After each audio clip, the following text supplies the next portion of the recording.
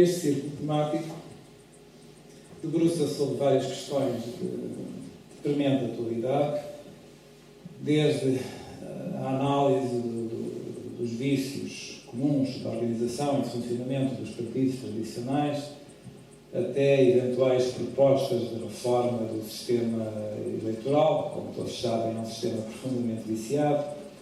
Abordamos também questões relacionadas com a chamada democracia social e económica, questões de fiscalidade e outros, não é? Consoante o que resultou de um vasto elenco elaborado a partir de múltiplas sugestões e propostas de todos quantos quiseram participar.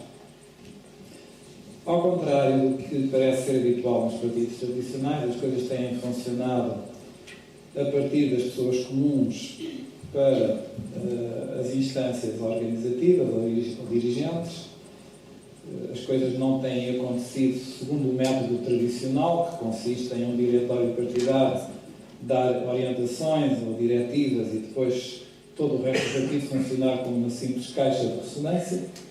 Aqui tem sido ao contrário, tem havido uma certa espontaneidade e voluntarismo na própria base da organização, tentando agregar o maior número possível de intervenientes que queiram dar o seu contributo.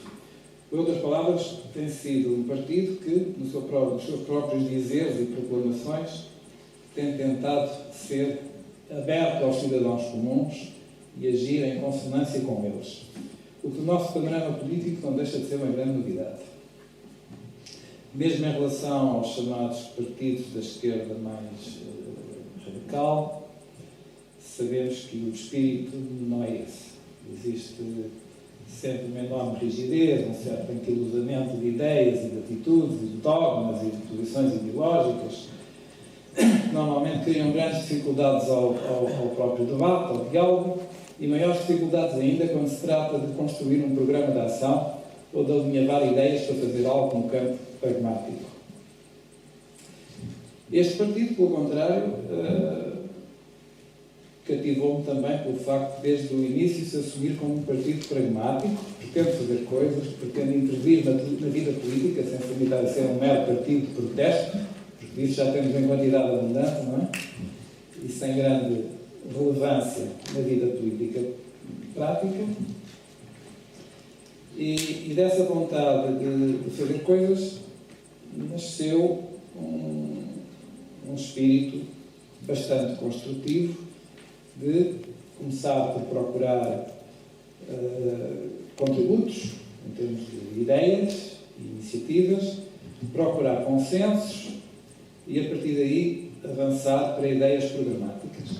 O LIVRE é um partido bastante jovem, como já se frisou aqui, ainda está a construir-se a si próprio, apesar de já ter um programa político geral, está a fazer grandes e apressados esforços para construir o seu programa eleitoral, porque estamos a menos de um ano de eleições legislativas, que vão ser a grande estreia eleitoral do LIVRE, se descontarmos as eleições europeias. Portanto, em termos de política interna, vai ser a sua grande estreia, e os círculos temáticos têm como missão contribuir para a elaboração dessas linhas programáticas. Não temos, portanto, um diretório que pretenda ser omnissapiente e omnipresente, a dizer tudo quando se deve pensar ou tudo quando se deve fazer. Temos, sim, um polo agregador dos múltiplos contributos que as várias correntes de cidadania podem dar. Eu estou aqui também a dar o meu modesto contributo.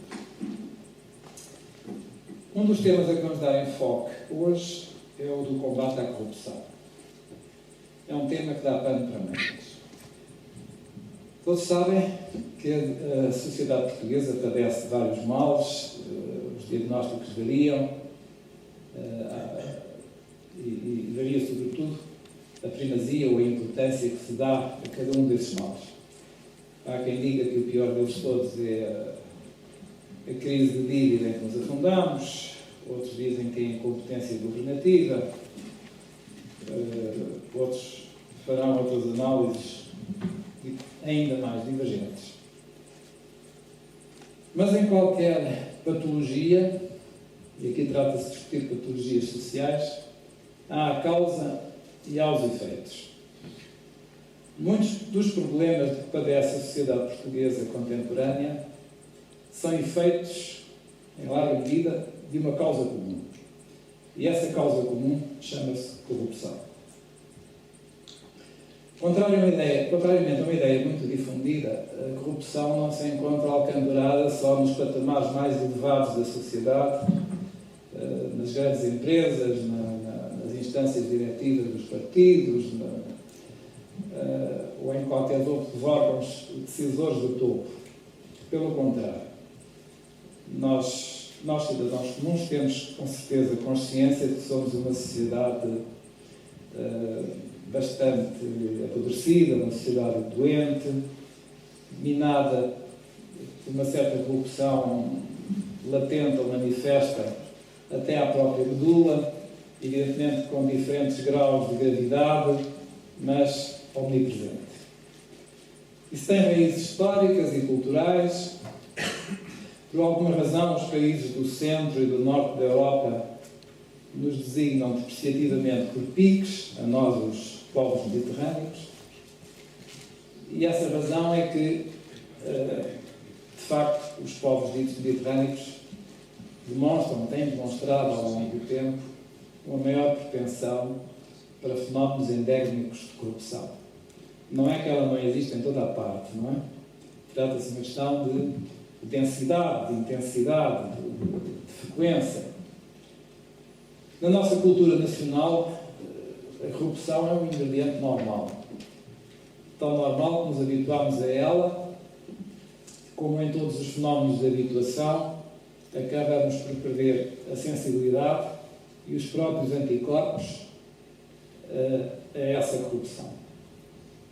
Até a própria indignação que por vezes demonstramos, quando a demonstramos, é de caráter brando e bem em conformidade com a nossa fama de brandos costumes, não é? Mas, de facto, se analisarmos as coisas no seu detalhe, poderíamos encontrar, por trás da atual crise da dívida, fenómenos de corrupção grave. Podemos encontrar por trás dos vícios do funcionamento do nosso sistema político outros fenómenos de corrupção. Podemos encontrar, na ausência de funcionamento da justiça, outros fenómenos de corrupção e por aí fora. E numa análise mais cuidada ainda, acabamos por perceber que todos esses focos de corrupção, afinal de contas, estão profundamente interligados e têm ramificações por tudo quanto é sítio. O que é engraçado é que nós não temos de nós próprios, enquanto sociedade, essa percepção. A percepção de que há uma tendência quase interior, uma predisposição para a corrupção, porque não a identificamos até nas pequenas coisas que cometemos, mas que indiciam sempre, e isso é endémico na cultura portuguesa, uma tentativa constante de furar as regras, ou de contorná-las, ou de fugir às obrigações, ou de adiá-las, e por aí fora. O fenómeno é grave, mais grave do que parece, é mais grave ainda quando visto de fora por alguém que não é membro do próprio país e, portanto, não está habituado a estas coisas. E isso explica, em parte, o olhar um pouco depreciativo e até a atitude algo penalizadora com que os outros países europeus lidam e tentam remediar a nossa própria crise. É como se nos quisessem castigar pelos nossos vícios, muitos dos quais não queremos, sinceramente, reconhecer. E isso tem também explicações culturais. Há sociólogos que atribuem isso até às próprias raízes religiosas das diferentes sociedades europeias. Nas sociedades mais ao centro e ao norte da Europa, onde existem antecedentes religiosos de natureza mais luterana ou calvinista, a vinculação às regras, a observação das regras, o espírito de disciplina e até de autodisciplina, tudo isso é mais intenso. Na cultura mediterrânica, também por razões históricas e culturais, em larga medida religiosas, vigorou sempre um espírito de maior laxismo, de maior inobservância das regras, de maior conluio, de maior intriga. Isso ainda hoje afeta não só o funcionamento da vida política, mas até a própria vida económica, mesmo no plano dos negócios. As coisas têm-se agravado e hoje em dia o nível de confiança interpessoal caiu tão baixo que se torna até difícil, em muitos casos, fazer as pequenas empresas funcionar. São as pequenas traições entre sócios, são os pequenos desrespeitos contratuais, são os incumprimentos assumidos ou disfarçados. Todas essas pequenas e grandes deficiências da nossa vida social e do nosso relacionamento interpessoal afeta não só o caráter do povo que somos, mas também o grau de eficiência das nossas atividades económicas e de tudo aquilo, portanto, que depende do grau de afluência conseguido por cada sociedade. Se começarmos por pensar na corrupção que alastra o sistema político adentro, o que é que nós encontramos? Temos, por exemplo, um sistema eleitoral viciado, em que os dois maiores partidos do espectro partidário assambarcam regularmente para si próprios qualquer coisa como 25, 26, 27 lugares no Parlamento, que não derivam de uma conversão proporcional de votos em mandatos. Ou seja, há uma distorção intencional do próprio sistema eleitoral que leva a favorecer os dois maiores partidos, retirando voz e influência aos outros, e que faz com que a representação parlamentar não seja, de facto, um retrato fiel da sociedade portuguesa e das suas correntes doutrinárias ou cívicas. Temos também a corrupção instalada no modo de funcionamento dos partidos políticos, que em muitos casos edificaram e mantêm ciosamente uma espécie de estrutura feudal, onde existem múltiplos senhores feudais e os seus séquitos que guerreiam entre si, que disputam a primazia, e em cada um dos seus apaniguados, chamamos assim, espera fazer a carreira política tendo a sorte de apostar no cavalo certo, não é? Criam-se elos sucessivos de subserviência e de apoios em terceiros, esperando que o cabecilha que se apoia um dia se apoder da liderança do partido e então distribua por todos os seus seguidores as prebendas e as mordomias que eram esperadas. Se não se apostou no cavalo certo, azar, há que esperar por uma nova oportunidade mais tarde, porque as lideranças não são eternas e pode ser que um dia a sorte mude. Mas temos, sobretudo, partidos profundamente desideologizados, que já não defendem ideias, ou valores, ou causas, mas sim teias de interesses. Toda a gente tem a noção disso, mas nem sempre as coisas são evidentes.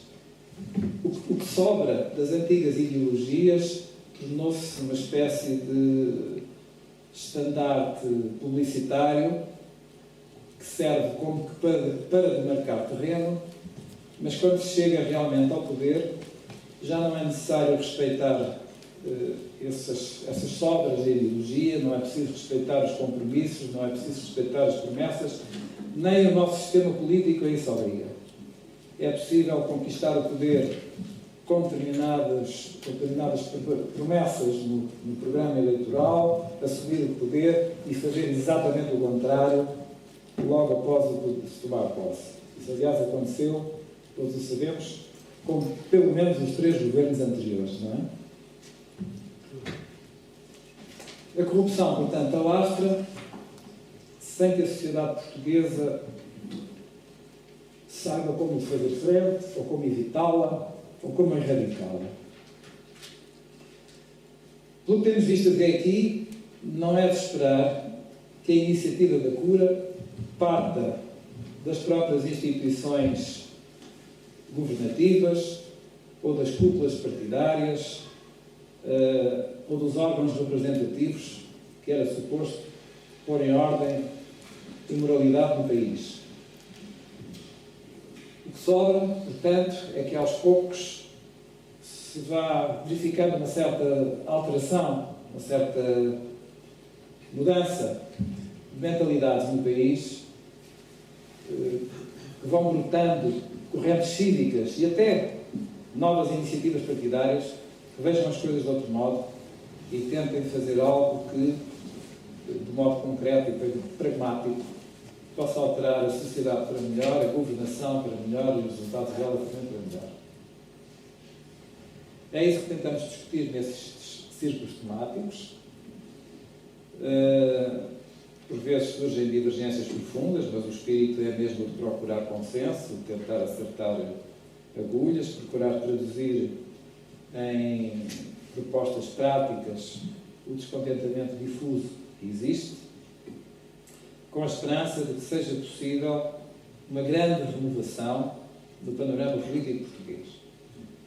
Espaço psicológico para isso existe, e o maior indício é, de facto, o nível crescente de abstenção que se tem verificado nas últimas eleições. Nas últimas 2 eleições legislativas, a abstenção foi superior a 40%, e os votos brancos e nulos ultrapassaram, em ambos os casos, os 3%. Portanto, houve no eleitorado mais de 43% de eleitores que não manifestaram um voto útil, ou por se absterem, ou porque optaram por votar de forma, por chamar de inválida.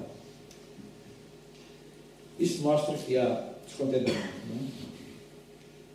O descontentamento é generalizado e é ele que se traduz nessa abstenção, creio eu, muito mais do que o mero desinteresse.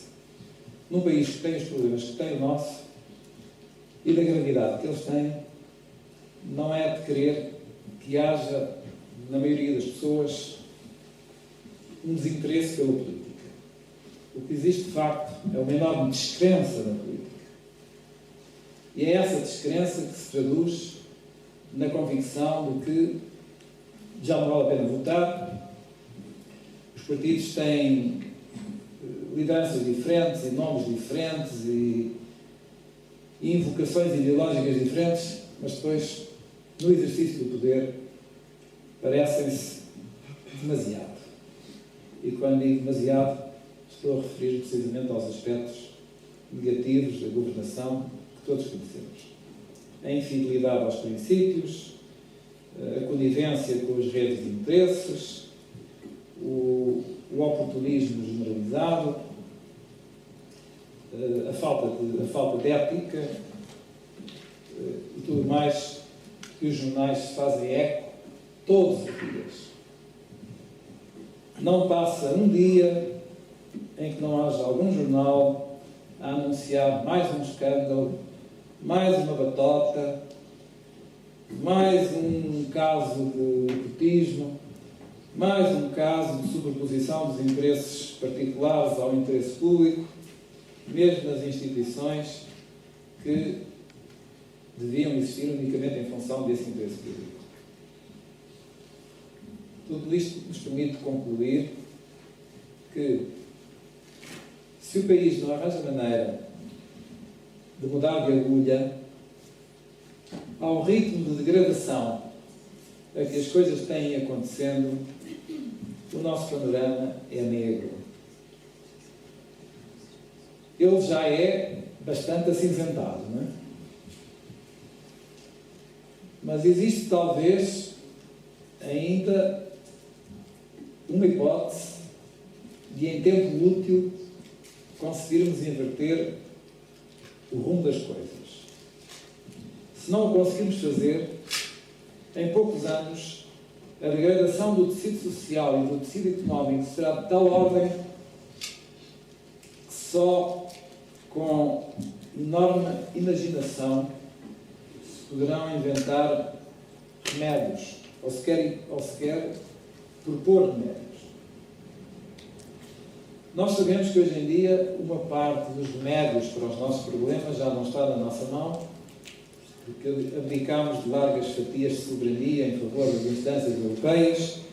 Isso limita-nos as possibilidades de escolha, as possibilidades de atuação, estamos vinculados a compromissos e imposições, e a nossa margem de manobra é, de facto, cada vez menor. Mas naquilo que ainda podemos fazer, pouco ou quase nada é feito, porque não existe real vontade de o fazer, continua a haver a preponderância dos interesses instalados e eles continuam a minar tudo, ou quase tudo, aquilo que é de interesse público. Rui, peço para concluir, porque... Sim. Já estou. Para abordar este assunto em mais detalhes, com certeza com mais profundidade do que eu, que sou apenas um leigo observador, temos entre nós o presidente da TIAC, uma associação que se dedica precisamente a promover a integridade e a combater a corrupção. O seu nome completo, enquanto associação, para aqueles que não conhecem, é Transparência e Integridade, Associação Cívica. E cabe a mim fazer uma breve apresentação do seu presidente, Luís Pinto de Sousa,